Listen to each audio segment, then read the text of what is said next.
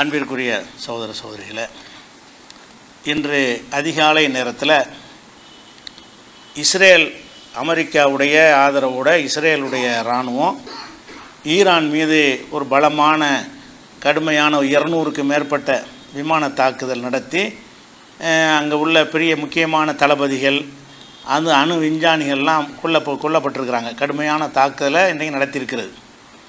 இதை நடத்தினது இஸ்ரேலாக இருந்தாலும் இது அமெரிக்கா தான் நடத்துனது. அமெரிக்காவுடைய வழிமுறை அதுதான். அமெரிக்கா எதை செஞ்சாலும் நான் செஞ்சேன்னு சொல்ல மாட்டேன், அவனுடைய இதில் தான் எல்லாம் நடக்கும்.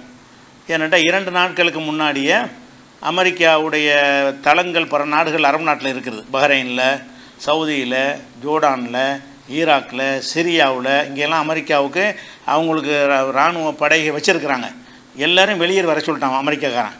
அங்கே இருந்தால் ஈரான் அடிப்பான்னு சொல்லிட்டு தான் இந்த தாக்குதல் நடக்கிற விஷயம் அமெரிக்காவுடைய ஏற்பாட்டை நடக்குங்கிறதுக்கு என்ன ஆதாரம்னா, 2 நாளைக்கு முன்னாடி அவர் பைடனே மத்திய கிழக்கு அமைதியற்ற ஒரு நிலையில் இருக்கிறது, அதனால் அமெரிக்கர்கள்லாம் வந்துருங்க, அமெரிக்காவுக்கு வந்துருங்கன்னு நினைஞ்சார். அழைப்பு கொடுத்தவொடனே எல்லோரும் போயிட்டானுவோம்.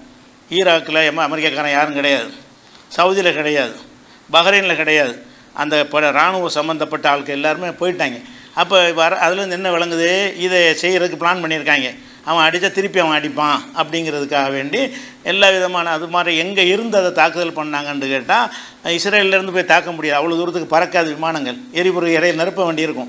அதனால் ஈராக்கில் அமெரிக்காவுக்கு படைத்தளம் இருக்கிறது, அங்கே இருந்து தான் இந்த விமானங்கள் போய் தாக்குதல் நடத்தி இருக்குது.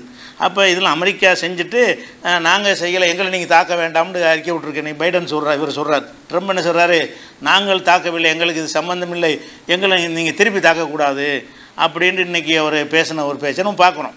அப்போ இவ்வளோ பெரிய இழப்புனா பெரிய இழப்பு. அந்த தாக்குதலில் ஈரானுக்கு ஒரு பெரிய முக்கியமான தளபதிகள்லாம் என்ன செய்கிறாங்க, கொல்லப்பட்டிருக்காங்க, பெரிய இழப்பு.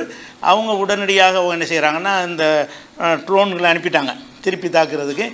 அது போய்கிட்டு இருக்குது. அது ட்ரோன் மெதுவாக தான் போகும். அந்த பிளாஸ்டிக் ஏவுகணை மாதிரி 4 நிமிஷத்துல எல்லாம் போகாது. இன்றைக்கி வரைக்கும் போய்கிட்டே இருக்கிறது. நம்ம பேசிக்கிட்டு இருக்கும்போது அங்கே போய் தாக்குதல் செய்யும்.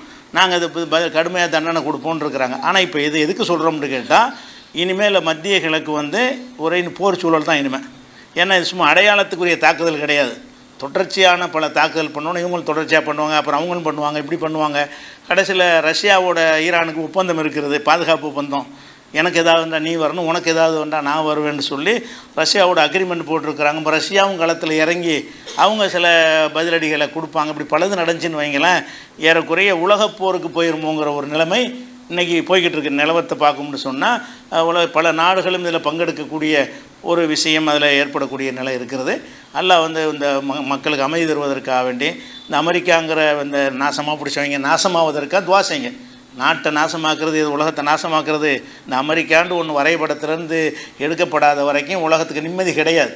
அந்த மாதிரியான ஒரு அடிப்படையில் இறைவன்ட்ட என்ன செய்யுங்க, எல்லோரும் துவா செய்யுங்க என்பதற்காக வேண்டி இந்த தகவலை சொல்லிக் கொள்கிறேன். அஸ்ஸலாமு அலைக்கும்.